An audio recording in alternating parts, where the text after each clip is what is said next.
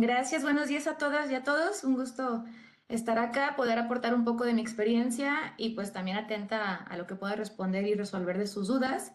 El tiempo es limitado, entonces la presentación es un poco más larga, la van a tener en sus manos, entonces no se preocupen tal vez tanto por estar con atención en todo lo que dice, sino más bien como en el diálogo y lo que puede ir surgiendo. Como bien comentaron en la introducción, yo actualmente estoy en temas de consultoría de género y desastres. Mi experiencia ha sido desde la sociedad civil, siempre trabajando en situaciones y en comunidades en vulnerabilidad. Entonces, inevitablemente llegaron las emergencias y me ha tocado participar en eventos de respuesta y recuperación, sobre todo ante terremotos, pandemia, inundaciones y huracanes. Entonces, pues esta experiencia es mexicana, pero también un poco latinoamericana y traigo más como ejemplos que teoría o que números. Entonces, bueno, siempre con la apertura de dialogar y de rebotar si esto a ustedes les funciona o no. Para iniciar, este dato ese sí es importante porque tenemos que saberlo, no importa dónde trabajemos, porque según un estudio de las Naciones Unidas, sí hay como una clara diferencia en cómo impactan los desastres. Y en este caso, las mujeres y las niñas tienen 14 veces más probabilidades de morir simplemente por su situación de género y por la desigualdad que ya existe. Entonces ya por ser quien son, en el contexto en el que se desenvuelven, ya la tienen, digamos, de perder. Y este dato es durísimo porque son 14 veces más comparado con los hombres. Vamos a ir hablando un poco de las diferencias que hay y cómo desde lo local o desde nuestro trabajo, ya sea municipal, estatal, pues podemos verlo tal vez un poco como más real y más desde dónde puedo yo actuar, ¿no? Vamos a hacer un ejercicio de imaginación de 2 minutitos. Entonces espero que estén ya con el café en la mano, con el té, con lo que tengan para que ya estén acá con toda la concentración. Si ustedes son hombres, quiero que se imaginen como mujeres. Si son mujeres, quiero que se imaginen como hombres. Si son personas de la diversidad sexual que no se identifican con un género binario, etiquétense y pónganse con un género binario. Es decir, vamos a imaginar que somos una persona completamente opuesta. Si estamos entre los 20 y 30 años, tenemos 70 años. Si tenemos unos 50 y tantos, tal vez tenemos menos de 10. Si hoy tengo todas mis habilidades físicas, tal vez tengo alguna discapacidad, tal vez me falta alguna extremidad. Imagínense totalmente así, opuestas a como son ahora. Dependiendo de dónde estén, porque ya vi el chat y de que hay saludos desde la península hasta el norte con la frontera en todas partes. Entonces, dependiendo de dónde están, ustedes ya identifican las amenazas que existen, ¿no? Imagínense que llega la peor y más devastada, ya sea un terremoto, un huracán, una ola de calor fuertísima, sequía, lo que ustedes quieran, pero llega así algo que en verdad crea una emergencia. En este perfil en el que se están imaginando que son otra persona completamente opuesta a como son ahora, ¿tendrían, creen ustedes, tendrían la capacidad o las posibilidades de saber qué hacer, de responder y sobre todo de recuperarse después de que suceda este evento? Si soy una niña de 7 años, si soy un señor mayor de 70, si soy una mujer en casa, si soy un hombre trabajando en oficina, ¿cómo cómo implica o cómo importa ser cierto tipo de perfil ante una emergencia. Y pues acá vamos partiendo, porque nos vamos a ir como de lo chiquito hasta lo grande, ¿no? Esta pregunta me encanta y ahí se las dejo para que la mediten. ¿Cuándo se origina el desastre? ¿En el momento en que empezó un terremoto? ¿Antes o después? Ahí se los dejo. Yo no tengo la respuesta exacta, tengo teorías, pero vamos a irlo platicando y a ver si a ustedes les ha sonado. Porque luego siempre es como la alerta roja cuando estamos ya en el momento y cuando tenemos que hacer algo y como protección civil nos salen así corriendo, pero ¿se pudo haber prevenido? ¿Hubo algo antes que hizo que fuera más grande o menor el daño? Vamos a ver. La palabra género, yo casi les propuse como a ENAPROC que la ampliáramos un poquito a lo que es la interseccionalidad, porque si bien es un esfuerzo grandísimo y que tenemos que tener en cuenta que sí es importante reconocer el género, hombres, mujeres y comunidad de la diversidad sexual en la población con la que trabajamos, también es importante conocer otras características. Importa si la población con la que trabajamos está en movilidad o no, importa si son infantes o no, importa si cuentan con alguna discapacidad, importa sus creencias religiosas, importa su clase económica, importa, en fin, ¿no? Ahí les puse como unos ejemplos en la ruedita que pueden ver del lado derecho, porque no es lo mismo y no se puede catalogar a los hombres como iguales, a todas las mujeres como iguales o a la comunidad de la diversidad sexual como iguales. Sí importa si alguien puede caminar o no, sí importa si alguien sabe hablar español o no, sí importan varias cuestiones que a veces se nos olvidan y a veces queremos tratar a todo el mundo de la misma manera, sobre todo en emergencias porque urge y porque es rápido, pero la pregunta siempre va a ser si estoy creando más daño con lo que estoy haciendo o estoy ayudando a transformar la relación de poder que existe en la población en la que trabajo. De una manera también como de otra manera de explicar, y esta es como la frase que sí me gusta, o sea, la magnitud de los impactos de un desastre está directamente relacionada con las desigualdades y vulnerabilidades que ya existen. Es muy fácil ver, por ejemplo, un puente, ¿no? Que ya vemos que está como que aguantando ahí cada día, pero claro que llegan las lluvias y se lo lleva, y todo el mundo se preocupa y culpa las lluvias, y es como, no, el puente ya estaba un poquito frágil, ¿no? Y lo vimos. ¿Qué pasa con lo social? ¿Qué pasa con lo que no se ve? ¿Qué pasa con toda la dinámica social que también llevó a que al momento del desastre alguien pueda responder o no, alguien se pueda recuperar o no? Y son situaciones que por lo general vemos hasta que sucede, ¿no? Tapamos el pozo hasta que se cae el niño, no antes. Entonces, en esta situación y en esta dinámica, sobre todo en México, pues la verdad es que las mujeres sí están en una situación de mayor riesgo por la desigualdad que vivimos de género y por las condiciones que hay siempre económicas, o desfavoreciendo, pues básicamente su rol y participación. Voy a dar algunos ejemplos más adelante, esperando que les quede como un poco más claro. Este caso, esto fue resultado, digamos, de varias actividades que me ha tocado participar con, sobre todo con mujeres, en su mayoría comunidades indígenas, pero también en zonas periurbanas, cuando empezábamos a indagar cómo es que se vive la desigualdad de género. De repente, para quien no se ha metido en estos temas, suenan palabras como ya muy repetitivas. Todo el mundo habla de equidad de género y que la igualdad de género, y creemos que es simplemente darle lo mismo a todos, a todas, y ya la hicimos. Y la verdad es que no, nos toca indagar un poquito más allá y rascarle. Y acá les pongo algunos ejemplos que están muy normalizados. Entonces, al momento de que llega un evento, esto sale a la luz y esto hace y provoca que una persona pueda o no responder. Vamos a revisar algunos. Siendo como muy claras, y ustedes váyanlo pensando en su entorno, en la comunidad en la que viven, en la ciudad, en el lugar donde ustedes habitan hoy en día y trabajan, vayan pensando si esto está presente o no. Por ejemplo, para las mujeres suele ser mucho más común que no haya acceso, así nulo o que sea muy poco, a estructuras de poder, a toma de decisiones, que sean ellas las que tienen voz y voto, que sean las que participan en las reuniones, que sean las que lideran algún grupo. Son muy pocas, suelen ser más los hombres, esto sobre todo mucho más en comunidades indígenas o rurales, en las cuales hay dinámicas de asambleas comunitarias, de representantes autoridades locales, que suelen ser dirigidas para hombres mientras la mujer asume un rol en casa. Los servicios de salud, tanto físico como mental, incluyendo la salud sexual, menstrual y reproductiva, embarazo y lactancia, son nulos.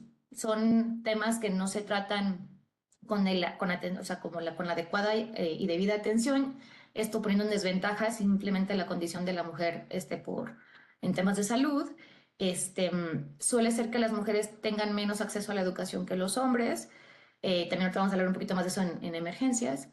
¿Cómo está la tenencia de la tierra? ¿Quién es dueño o dueña de las propiedades?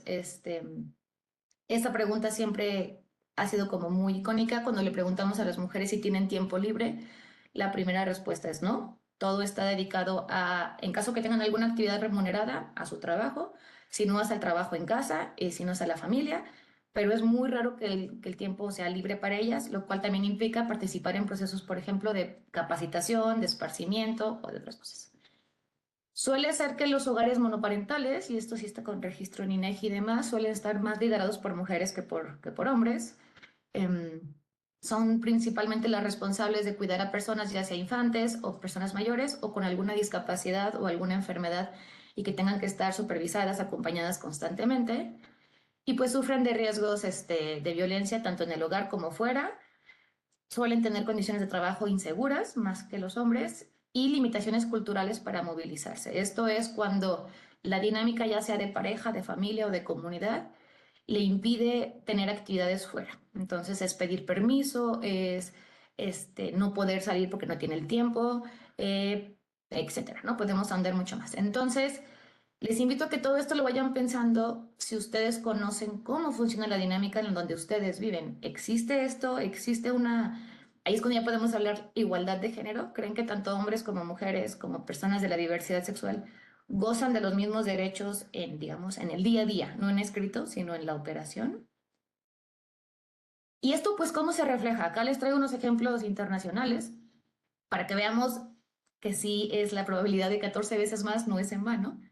Por ejemplo, en 1991 hubo un ciclón en Bangladesh y donde el 90% de las mujeres de personas, perdón, de las personas que murieron fueron mujeres. En el 2003, una ola de calor en Francia, la mayoría de las muertes se produjeron entre mujeres mayores. En 2004, en el tsunami de Sri Lanka, fue más fácil sobrevivir para los hombres porque a los niños se les enseña a nadar y a trepar árboles y a las niñas no.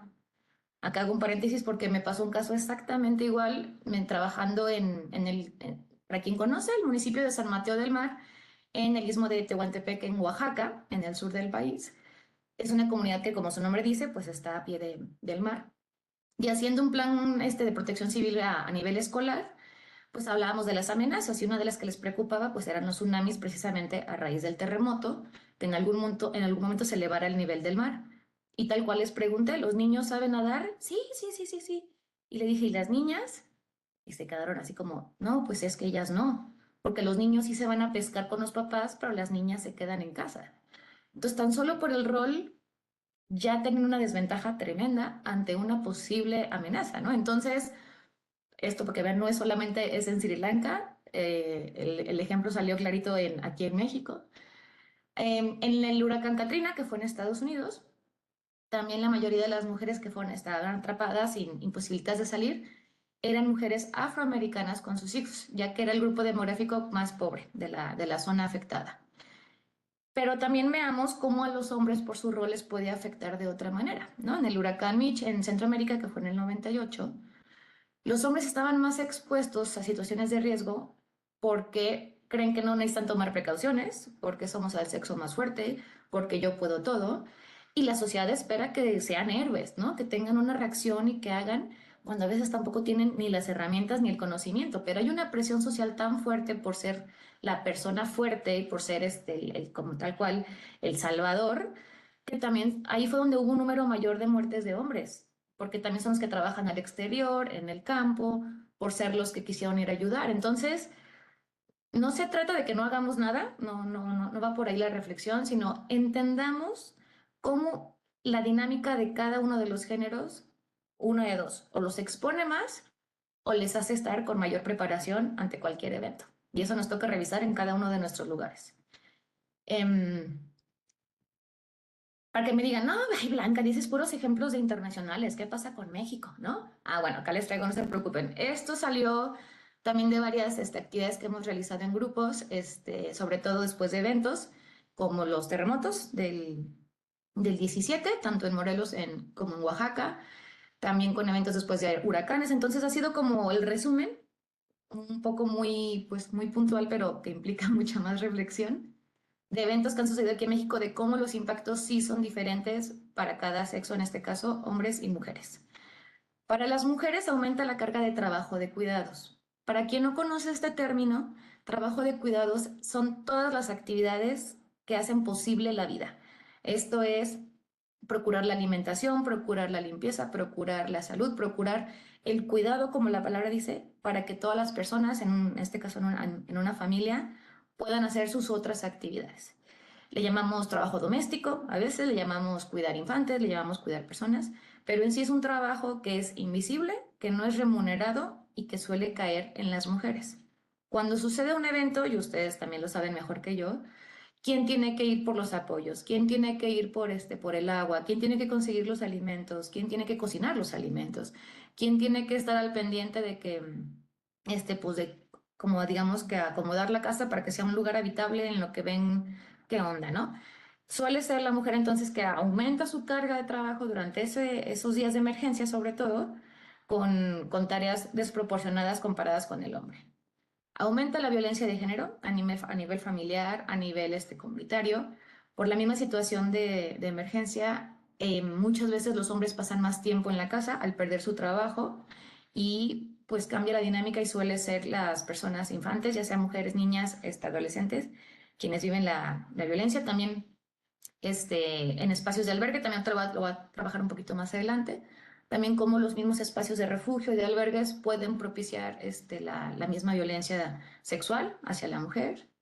Al no tener trabajo formal, las mujeres pues también se incorporan a lo que encuentran, ¿no? Que suele ser trabajo sin seguridad social, sin prestaciones, con muchos riesgos y bajos salarios.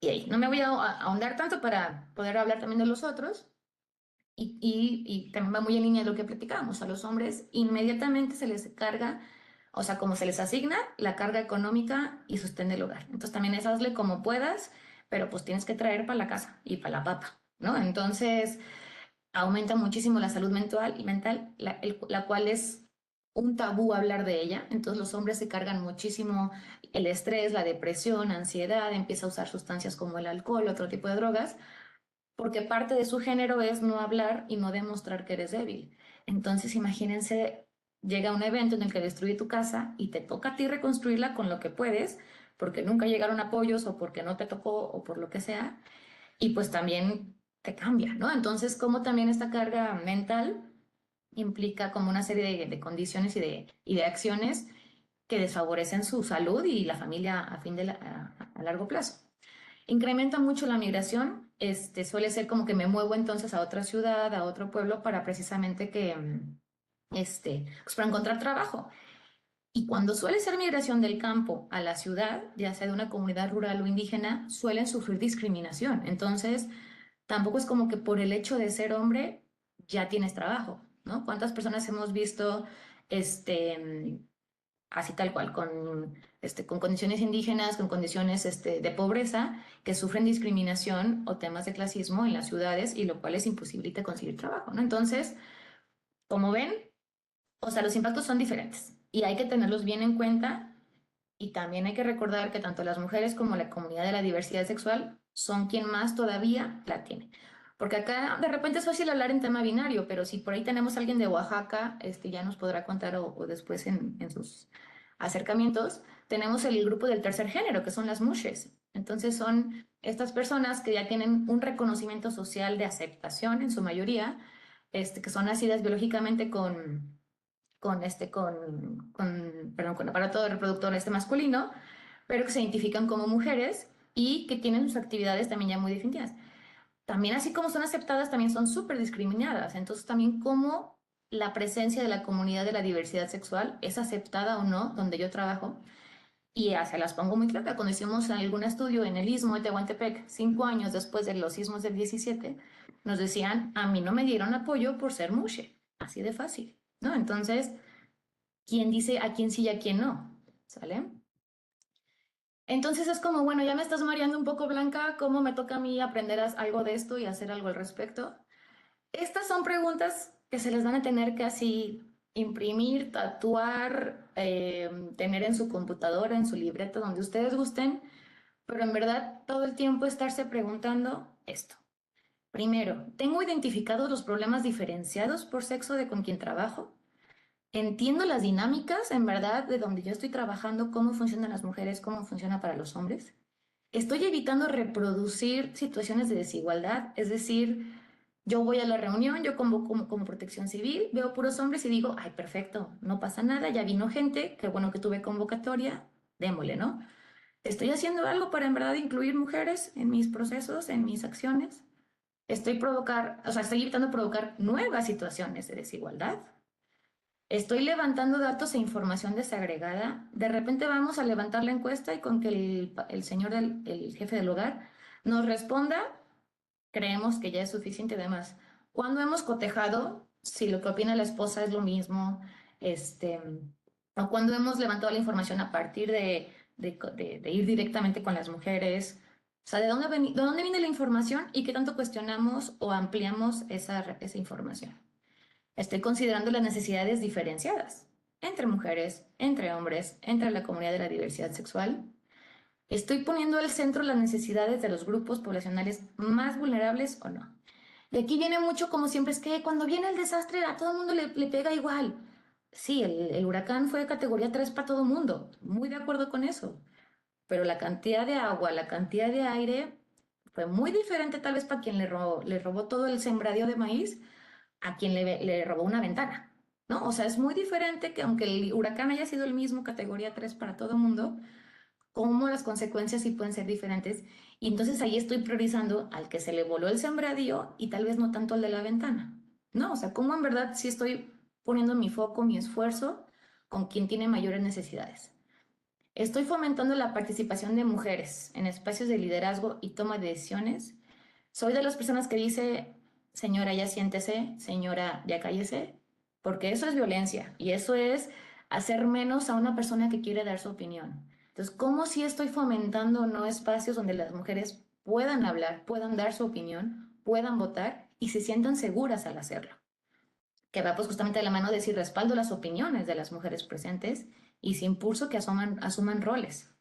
Esto debería ser como siempre cuando hacemos cualquier plan, cualquier esta acción, cualquier, así, hagamos lo que hagamos desde Protección Civil o desde cualquier instancia de seguridad social, si en verdad estamos apostándole por cambiar las relaciones de poder. Entonces ya, ahí voy como, si de repente me ayudan con el tiempo por cualquier cosa al equipo de NAPROC, por si me paso, creo que voy bien, pero ya ahora acabamos de ir como cerrando.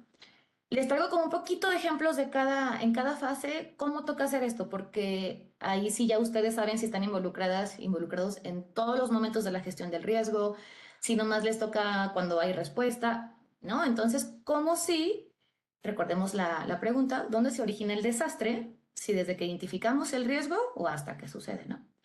Entonces, ¿cómo si podemos ir tomando acciones claras y concretas en cada fase? Siempre con miras de reducir la vulnerabilidad y siempre como de actuar con esta mira mucho más integral. Para empezar, este es un dato que les voy a dejar. Para quien no conoce, hay una herramienta, se llama Manual Esfera.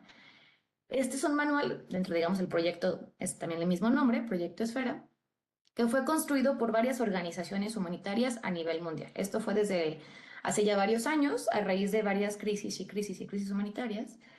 Se juntaron y dijeron, a ver, tiene que haber al menos un manual que nos dé como un poco de guía, de luz, sobre cómo podemos hacer una respuesta humanitaria, ahora sí que con la calidad humana, en situaciones ya sea de desastre, de conflicto, y mejorar la rendición de cuentas del sistema humanitario. Entonces, les traje nada más los principios de protección. Obviamente el manual, el link está abajo, pero también lo van a tener en la presentación. Que básicamente también eso es lo que deberíamos de tener, no importa si somos sector privado o público, no importa si estamos a nivel local o estatal o federal, teniendo como siempre presente los 4 principios de protección, que ojo, esto lo llevan todas las organizaciones humanitarias siempre. Esto es como la bandera que compartimos independientemente del giro o del tipo de acción que hagamos. Donde evitamos, como el número 1 dice, evitar exponer a las personas a daños adicionales. Les pongo un ejemplo muy concreto. Me tocó trabajar en respuestas en el huracán Otis, en Guerrero, en el 23 y 24, y había muchos apoyos a pie de carretera. Entonces, con estas prisas, con esta intención, y yo soy muy buena de poder entregar algo, había tanto de apoyos privados como públicos, mucha gente dando apoyos a pie de carretera, donde eran situaciones pues, de autos a alta velocidad, donde había mucha facilidad y nos tocó también enterarnos que levantaban personas y desaparecían. Entonces, ¿cómo mi acción, por muy buena que es, está exponiendo a sufrir otro daño que no está en mi control, pero que tal vez lo pudo haber estado, ¿no? El principio 2, velar porque las personas tengan acceso a una asistencia imparcial. Vuelvo al ejemplo de la chica Mushe en Oaxaca. Tal cual fue, es que a mí me dijeron, tú no eres Mushe, tú no tienes familia, entonces tú no necesitas apoyo. ¿Cómo entonces nuestro apoyo sí es para todas las personas y no simplemente a quienes queremos o nos caen mejor, ¿no? Principio 3, proteger a las personas de los daños físicos y psíquicos causados por la violencia y la coerción. Obviamente todas las personas sufren algún tipo de shock, de trauma, pues de impacto después de haber vivido cualquier evento de desastre. Entonces, ¿cómo también acompañamos la salud física, mental, de todo lo que están viviendo? ¿No? Y el 4, ayudar a las personas a reivindicar sus derechos, a obtener reparación y recuperarse. De repente viene una emergencia y ustedes mejor que nadie lo saben, se llenan de organizaciones, se llenan de apoyos y durante 3 meses es una locura, pero pasa ese tiempo y a la gente se le olvida. Y volvemos a normalizar la situación en cuestiones de pobreza, en cuestiones de desigualdad. Entonces, todas las acciones que se hicieron, buenas, malas, medias, no voy a profundizar en eso, pero todo eso fue inmediato y fue puntual. ¿Cómo eso está ayudando o no a que la gente se vaya recuperando? Voy a volver al ejemplo del inicio. Cuando ustedes dijeron, bueno, si me cambié de perfil, si soy mujer, ahora soy hombre, ahora soy mujer, soy infante, soy persona mayor, ¿cuáles son sus probabilidades de recuperarse? Muchas veces el desastre no termina a los 3 meses de que suceda un evento. Pueden pasar años, y les pongo el ejemplo de Puebla frente al huracán Grace, que fue en el 2021, 22, perdón, ahorita tengo las fechas como muy revueltas. Fue un huracán que entró por Veracruz y como está muy deforestado, llegó hasta el norte de Puebla y también afectó mucho el campo. Ahí me tocó trabajar todavía en proyecto después de 3 años recuperando el campo, porque fue tanta la cantidad de agua y está la situación como tan complicada por la deforestación que ha sido muy lento la recuperación. Obviamente le sumamos que son mujeres indígenas que no tienen ningún tipo de apoyo económico, que no hablan español al 100%, sino hablan su idioma, entonces, pues que cualquier proyecto se quedó corto. Entonces, ¿cómo después de 3 años el desastre continúa? No fue en el momento de que cayó toda la cantidad de agua. Todavía podemos hablar de un proceso muy lento que, aunque va avanzando, pues sigue habiendo otros eventos y otros eventos, la sequía, la ola de calor. Entonces, cómo eso también va mermando y va siendo mucho más lento el proceso de recuperación. Entonces, por eso el principio 4 es cualquier acción que hagamos que siempre reivindique los derechos y que les permita recuperarse a la persona. Entonces, muy brevemente, aquí sí me voy a ir con ejemplos, pensando un poco en el tiempo, pero si no, también para dejar un poco para espacio de preguntas y respuestas. Como tenemos esta primera fase, ¿no? Tenemos donde identificamos el riesgo, tenemos nuestro mapa padrísimo, en caso que lo tengamos. Me ha tocado municipios que no lo tienen actualizado, ahí se los dejo de tarea. Tenemos nuestro mapa, tenemos ya como todo en nuestra oficina de protección civil. La pregunta siempre es, ¿la población lo conoce? ¿Cómo se lo hemos dado a conocer? Y les pongo como un par de ejemplos que a mí me gustaron mucho y me acompañó, o sea, me tocó, perdón, trabajarlo con varias comunidades, sobre todo en Oaxaca.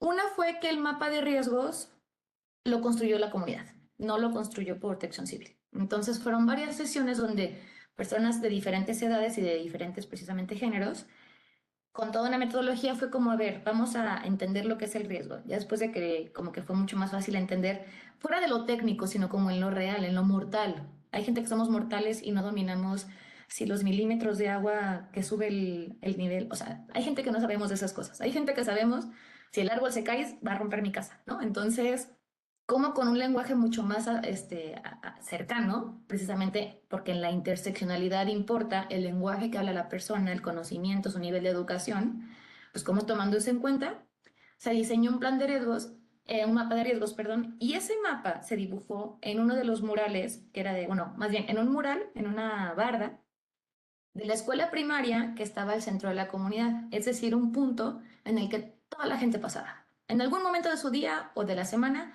siempre pasaban por esa calle. Entonces el mapa, que se hizo como en coordinación con un colectivo de arte local, que también ellos dijeron, claro que sí, lo pintamos, demostraba de un modo, pues, que les gusta, una barda de 2x2, muy visiblemente cómo se veía en qué zonas de la comunidad se inundaba más, en qué zonas se veía como el tema de los árboles, y era mucho más fácil poderlo socializar con la gente, sin hacer, saben, como muchas asambleas, sin hacer muchas reuniones y que la gente llega, que no llega. ¿Qué materiales estamos creando? Que puede ser de bajo costo, como les digo, en este caso fue una alianza con un colectivo de arte que dijo, sí, denos la pintura y lo hacemos. Este, y creó una herramienta que benefició ahora sí que a miles de habitantes de una sola zona, ¿no? Este, incluso poniendo como dónde están las oficinas para ir en caso de que, dónde estaban los albergues provisionales, también ahí mismo estaba en el mapa. Entonces ayudó mucho a que la gente supiera, aunque no tenían ni idea del proyecto y nunca se habían involucrado, ya tenían una información nueva.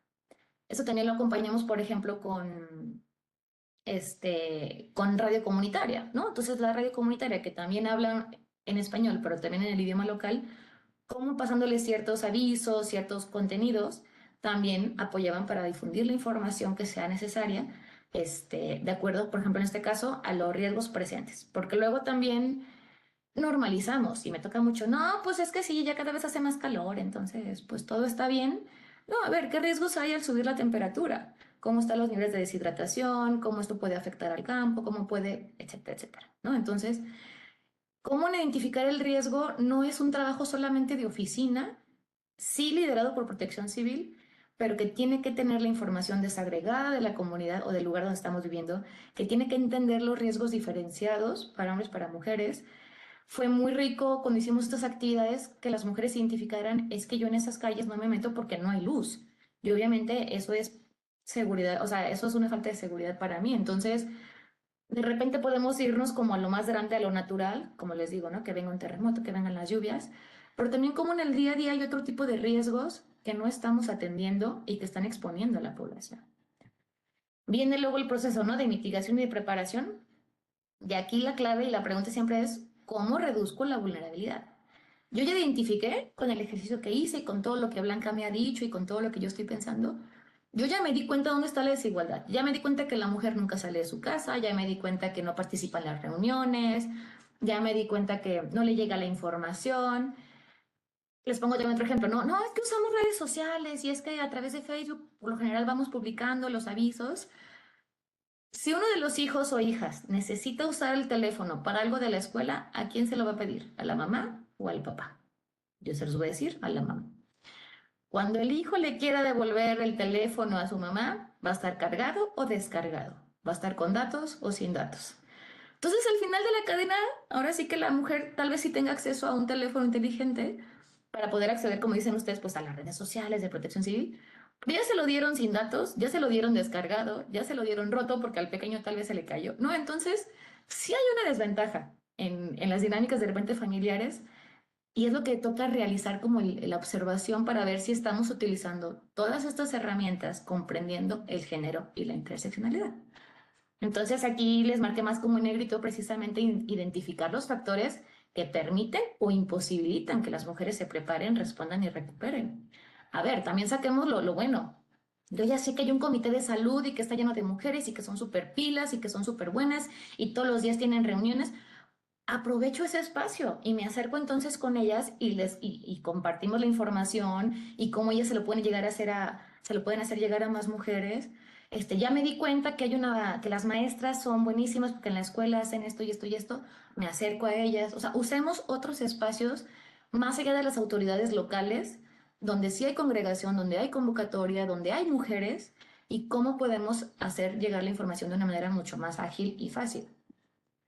Cuando llega el momento de histeria, la respuesta, la recuperación, los primeros días, semanas, meses, que es una locura, este, acá parte de lo que sí les como par de tips que les daría, pero que también nos tocaría como toda una charla para hablarlo con más calma, es precisamente en el tipo de apoyos que se dan, sí se dan de igual manera a hombres, a mujeres, a comunidades de diversidad sexual. O sea, en verdad, cómo se analiza la entrega de apoyos, cómo están diseñados los espacios de atención o de trabajo con la población.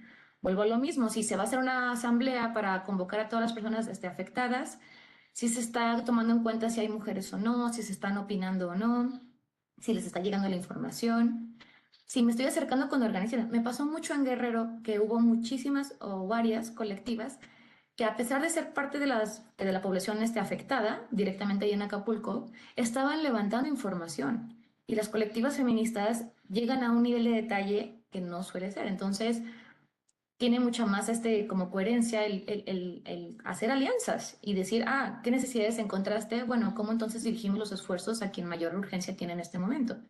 Hay organizaciones, hay colectivas, hay comités, hay grupos de base, hay grupos comunitarios.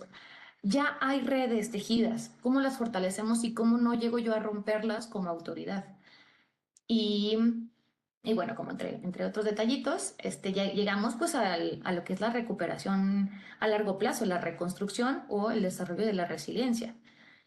Siempre el después de un evento tan catastrófico como voy a seguir con el ejemplo del huracán, siempre ese después se va a convertir en el antes de uno nuevo. Y Guerrero, aquí a quien tenemos a personas de por allá, muchos saludos, fue muy duro ver que Otis llegó y en menos de 12 meses llegó John. Entonces, ahí siempre las preguntas fue, ¿las acciones que hicimos después de Otis ayudaron a la población a estar preparada frente a John? Y la verdad es que es una reflexión que nos toca como tener de siempre un después de cualquier evento va a ser el antes de uno nuevo.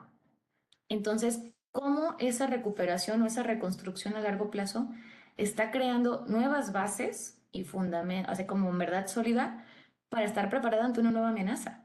Porque ustedes saben que no solamente es una, sino que tenemos como de diferentes tipos. Entonces, aquí por eso la frase como con las que iría cerrando de las acciones que realizo permiten que la población esté lista, considerando su género, considerando su situación, considerando en verdad las capacidades que tiene y lo que falta fortalecer.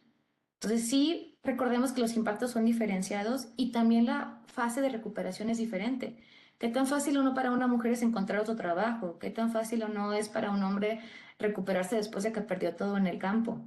¿Qué tan fácil o no es para una infancia entender lo que pasó y trabajarlo y acompañarle en diferentes momentos y procesos, ¿no? Entonces, sí las acciones tienen que estar, digamos, enmarcadas como en un, ok, vamos a trabajar con la población en crear tal cual, los planes de protección civil, como en esa herramienta que estamos dando, a lo mejor si es un folleto, si es un video, cómo ahí estamos explicando y detallando, tomar en cuenta esto, esto y esto y esto, en tu familia revisa esto, y cómo hacemos llegar la información de un modo accesible, de acuerdo al idioma, de acuerdo al contexto, de acuerdo al conocimiento, digamos, promedio, de acuerdo al... Eso, luego creemos que todo el mundo tiene Facebook y tal vez no, tal vez hay gente que escucha más la radio, tal vez hay gente que prefiere ver ese mapa de riesgos pintado en su escuela y va a ser su modo de conocerlo. Entonces, ¿cómo en verdad no homologamos ni metemos a toda la población en una cajita, sino entendemos que hay diferentes personas, hay diferentes modos de aprender, hay diferentes modos de participar y cómo mis acciones están reduciendo la desigualdad y están incluyendo cada vez a más personas con diferentes miras? Esto se los dejo ya más como para que ustedes lo revisen después. Acá hay precisamente acciones para una atención adecuada y desarticulando la desigualdad. Pues les digo, con mucha pena iré terminando, pero me encanta este tema, entonces podemos hablar 3 horas más. Y les dejo mi correo por cualquier cosa. Como les digo, yo trabajo mucho más desde la organización de la sociedad civil, pero me ha tocado trabajar mucho con protección civil de la mano, sobre todo en temas municipales, en tanto antes, durante y después de cualquier evento. Y siempre ha sido una secretaría que ha tenido las puertas abiertas, que tienen como toda la disponibilidad para trabajar. Creo que sí falta fortalecer estos detallitos, simplemente de conocer cómo trabajo con mi población de una manera mucho más acotada. Espero poderles haber aportado, aunque sea un poco.